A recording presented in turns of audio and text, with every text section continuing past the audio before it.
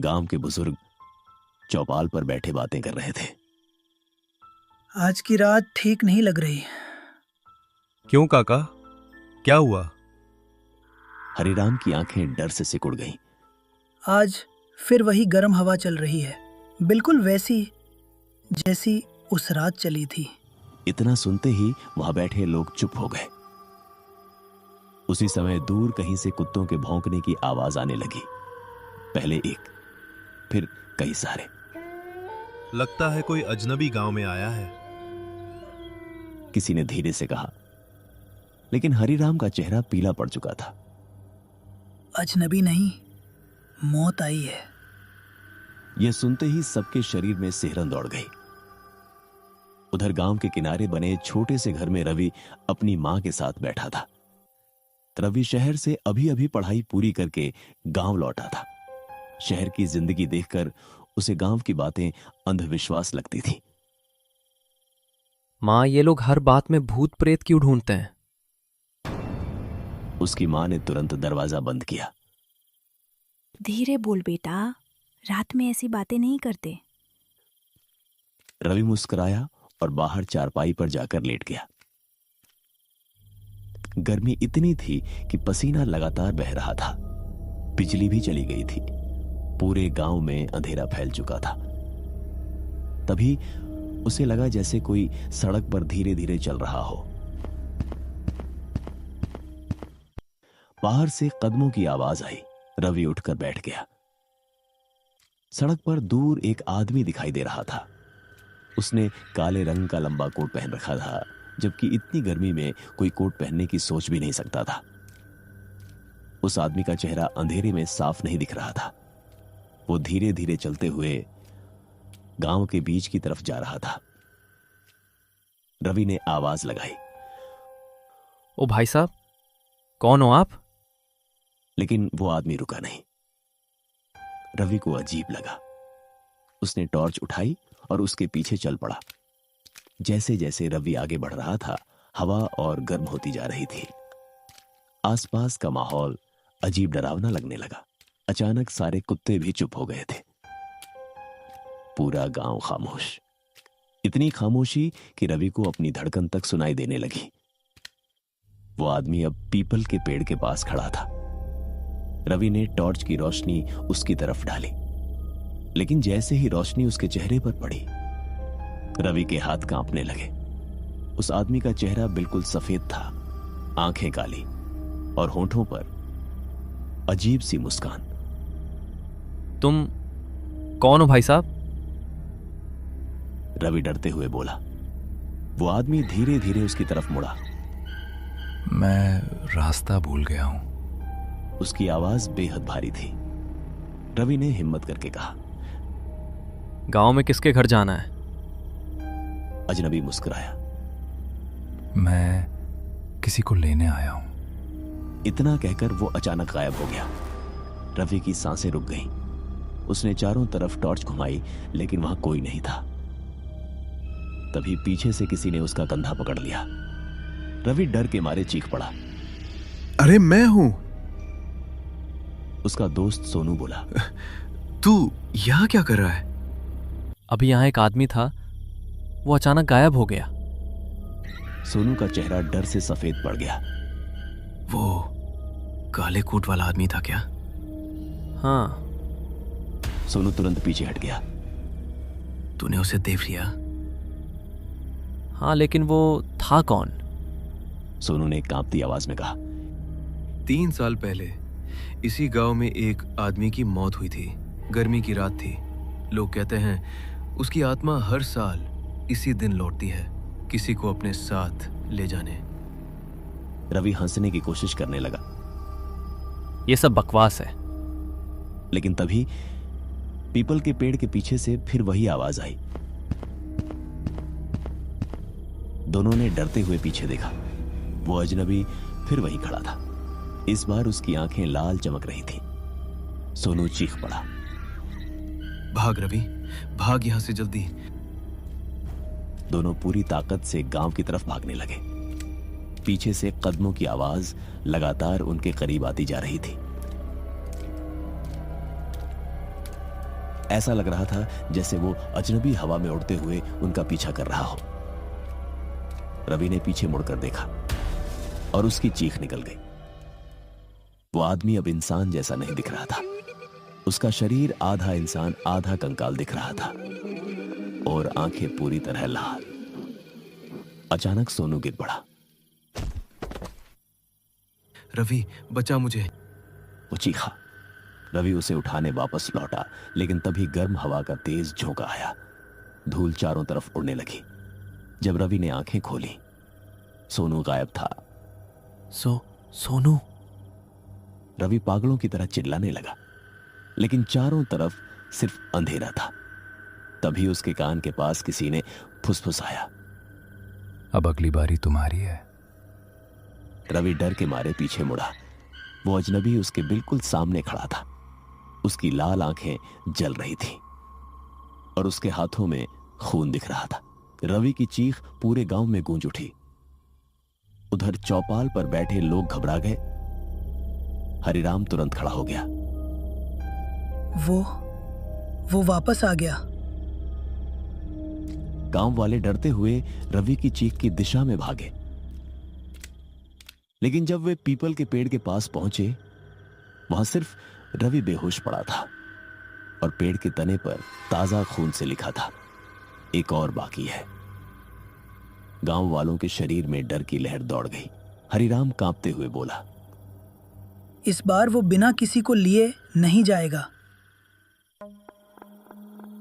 रवि को जल्दी से घर लाया गया। उसकी हालत बहुत खराब थी। वो बार बार बेहोशी में सिर्फ एक ही बात बोल रहा था। उसकी आंखें, लाल आंखें। रात और गहरी होती जा रही थी। गर्मी अब असहनीय हो चुकी थी। अचानक पूरे गांव की बिजली अपने आप वापस आ गई, लेकिन उसी समय हर घर के दरवाजे पर किसी के दस्तक देने की आवाज आने लगी।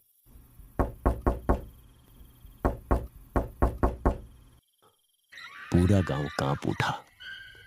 हरिराम समझ गया, वो अजनबी अब गांव के अंदर आ चुका है और उसकी तलाश अभी खत्म नहीं हुई है। रात के करीब 12 बज चुके थे। हवा गर्म थी, लेकिन अब उसमें अजीब सी सड़ांध खुल गई थी। ऐसा लग रहा था जैसे कहीं कुछ जल रहा हो। हरिराम और कुछ गांव वाले लालटेन लेकर उस चीख की दिशा में दौड़े। चीख गांव के आखिरी घर से आई थी, वो घर जहां बूढ़ी चंपा काकी अकेली रहती थी। जब लोग वहां पहुंचे तो घर का दरवाजा आधा खुला था और अंदर पूरा अंधेरा फैला हुआ था। काकी! हरिराम ने आवाज लगाई। कोई जवाब नहीं। अंदर से सिर्फ पंखे के चरमराने की आवाज आ रही थी। एक आदमी ने कांपते हाथों से लालटेन आगे बढ़ाई और अगले ही पल उसकी चीख निकल गई। चंपा काकी छत से उल्टी लटकी हुई थी। उनकी आंखें पूरी खुली थीं और चेहरा डर से जम चुका था। दीवार पर खून से लिखा था, अब दूसरा। गांव में अफरा तफरी मच गई। औरतें रोने लगीं। बच्चे डर के मारे अपने मां बाप से चिपक गए। हरिराम समझ चुका था कि कई साल पहले जो बुराई खत्म समझी गई थी, वो फिर लौट आई है। उधर रवि धीरे धीरे होश में आ रहा था। उसके माथे पर पसीना बह रहा था। उसकी मां उसके पास बैठी रो रही थी। बेटा, क्या देखा तूने? रवि कांपती आवाज में बोला, वो इंसान नहीं था माँ, उसकी आंखें जल रही थी। तभी बाहर जोर से दरवाजा पीटा गया। सभी डर गए। बाहर से आवाज आई, दरवाजा खोलो। वो आवाज इंसान जैसी नहीं लग रही थी। भारी, टूटी हुई और डरावनी। रवि अचानक चीख पड़ा, कोई मत खोलना, वो वही है। कमरे में सन्नाटा छा गया। दरवाजे पर दस्तक और तेज होने लगी।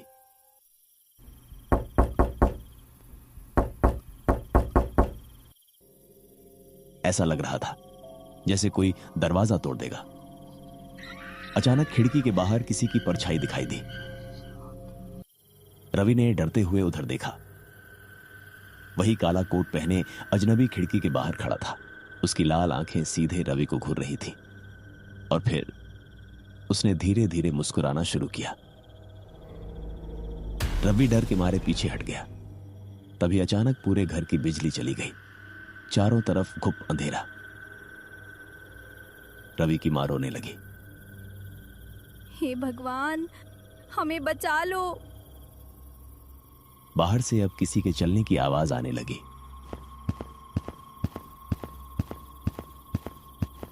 धीरे धीरे वो आवाज घर के चारों तरफ घूम रही थी। फिर अचानक सब शांत हो गया। पूरा घर खामोश। इतनी खामोशी कि सबकी सांसें सुनाई दे रही थीं। तभी छत से किसी के रेंगने की आवाज आई। रवि ने डरते हुए ऊपर देखा और उसकी चीख निकल गई। छत पर वही अजनबी उल्टा रेंग रहा था। उसका चेहरा पूरी तरह काला पड़ चुका था। मां भागो! रवि चिल्लाया। अचानक वो छत से नीचे कूद गई। कमरे में तेज गर्म हवा फैल गई। रवि के पिता ने हिम्मत करके लाठी उठाई और उस पर वार किया, लेकिन लाठी उसके शरीर के आर पार निकल गई। वो इंसान नहीं था, वो एक परछाई थी। अजनबी ने धीरे धीरे अपना सिर घुमाया और फिर ऐसी भयानक आवाज में हंसा कि पूरा घर कांप उठा।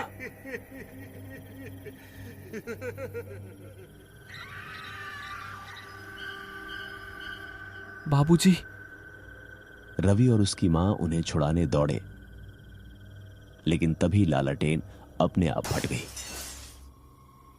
कमरा फिर अंधेरे में डूब गया। कुछ सेकंड बाद जब बाहर से लोगों ने दरवाजा तोड़कर अंदर प्रवेश किया तो वो अजनबी गायब था, लेकिन रवि के पिता जमीन पर पड़े थे। उनकी सांसें बंद हो चुकी थीं। रवि की मां चीख मारकर रो पड़ी। गांव वाले डर से कांप रहे थे। हरिराम धीरे धीरे आगे आया। उसने मृत शरीर को देखा और कांपती आवाज में बोला, वो अपनी मौत का बदला लेने आया है। रवि ने गुस्से और डर से पूछा, वो कौन था? हरिराम कुछ देर चुप रहा, फिर बोला, उसका नाम था रघुवीर। पूरा कमरा खामोश हो गया। 20 साल पहले गर्मी की ऐसी ही रात थी। रघुवीर गांव में रहने वाला एक तांत्रिक था। लोग कहते थे कि वो काली शक्तियों की पूजा करता था। गांव वालों को डर था कि उसकी वजह से गांव में मौतें हो रही हैं। एक रात कुछ लोगों ने मिलकर उसे पीपल के पेड़ के पास जिंदा जला दिया। रवि की आंखें फैल गईं। जिंदा? हरिराम ने सिर झुका लिया। मरने से पहले उसने कहा था, हर गर्मी की रात मैं लौटूंगा और एक एक को अपने साथ ले जाऊंगा। कमरे में बैठे लोगों के चेहरे डर से सफेद पड़ चुके थे। तभी बाहर फिर वही कदमों की आवाज आई।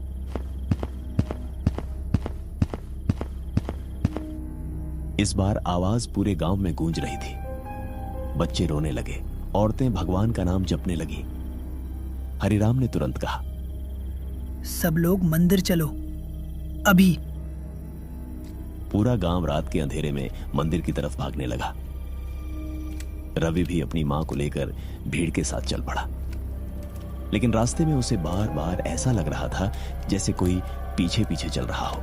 जब उसने पीछे देखा तो दूर अंधेरे में वही लाल आंखें चमक रही थी। मंदिर पहुंचते ही पुजारी ने दरवाजे बंद कर दिए। सब लोग अंदर डरे हुए बैठे थे। मंदिर के बाहर गर्म हवा तेज होती जा रही थी। अचानक मंदिर की घंटियां अपने आप बजने लगी। पुजारी घबरा गया। तभी मंदिर के बड़े दरवाजे पर किसी ने जोरदार वार किया और फिर आवाज आई, रवि। रवि का खून जम गया। वो आवाज उसके पिता की थी। उसकी मां रोते हुए बोली, ये तो तुम्हारे बाबूजी की आवाज है। दरवाजा मत खोलना, वो धोखा दे रहा है। बाहर से फिर आवाज आई, बेटा दरवाजा खोलो। रवि की आंखों में आंसू आ गए। कुछ पल के लिए उसे सच में लगा कि उसके पिता जिंदा है, लेकिन तभी दरवाजे के नीचे से काला धुआं अंदर आने लगा और उसके साथ आई भयानक जलने की बदबू। पुजारी मंत्र पढ़ने लगा। अचानक मंदिर की सारी मोमबत्तियां बुझ गईं। चारों तरफ अंधेरा फैल गया। लोग डर के मारे चीखने लगे। तभी किसी औरत ने कांपती आवाज में कहा, वो अंदर है। सबकी सांसें रुक गईं। अंधेरे के बीच मंदिर के एक कोने में 2 लाल आंखें चमक रही थीं। वो अजनबी अब मंदिर के अंदर खड़ा था। उसका शरीर आधा जला हुआ था और उसके चेहरे पर वही डरावनी मुस्कान थी। वो धीरे धीरे रवि की तरफ बढ़ने लगा। तुम्हारे परिवार ने मुझे जलाया था। उसकी भारी आवाज गूंजी। रवि कांपने लगा। मैंने कुछ नहीं किया। लेकिन सजा तुम्हें मिलेगी। तभी अचानक मंदिर की मूर्ति के पास रखा त्रिशूल तेज चमकने लगा। पुजारी चिल्लाया, रवि, त्रिशूल उठाओ। रवि दौड़कर त्रिशूल की तरफ भागा, लेकिन तभी वो अजनबी हवा की तरह उसके सामने आ गया। उसकी लाल आंखें रवि के बिल्कुल करीब थीं। अब तुम्हारा अंत होगा। उसने अपना हाथ रवि की गर्दन की तरफ बढ़ाया। रवि ने आंखें बंद कर ली और अगले ही पल पूरे मंदिर में जोरदार धमाका हुआ। एक तेज रोशनी फैली।